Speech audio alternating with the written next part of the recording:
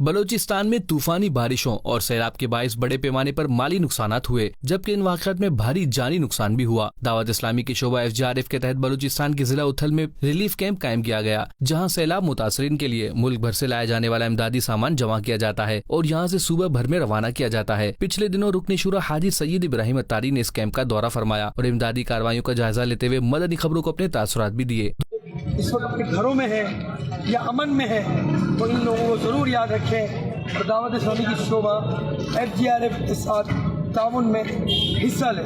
دوسری جانب بلوچستان کے ڈسٹرکٹ لسویلا کے دور دراز علاقے کنراج میں بھی سیلاب متاثرین میں بھی راشن کی تقسیم کا سلسلہ ہوا۔ FGRF کے ذمہ داران نے آقا کی دکھیاری امت میں راشن تقسیم کیا۔ اس حوالے سے نگران ڈسٹرکٹ مشاورت نے مدنی خبروں کو بتایا۔ پچھلے دنوں بارش ہوئی ہے، ان کی وجہ سے جن کے گھر گر گئے، جو بے روزگار ہو گئے، ان کے لیے الحمدللہ FGRF دعوت اسلامی کے تحت ان کی امداد کی جا رہی ہے۔ کنراج میں بھی طوفانی بارشوں اور سیلاب سے بڑے پیمانے پر تباہی ہوئی ہے۔ لوگ کھلے آسمان تلے زندگی گزار رہے ہیں، کھانے پینے کی اشیاء ختم ہو چکی ہیں۔ مدنی چینل کے ناظرین، آپ بھی دعوت اسلامی کے شعبہ FGRF کا ساتھ دیں اور آقا علیہ الصلوۃ والسلام کی دکھیاری امت کی خیر خواہی کر کے ثواب کمائیں۔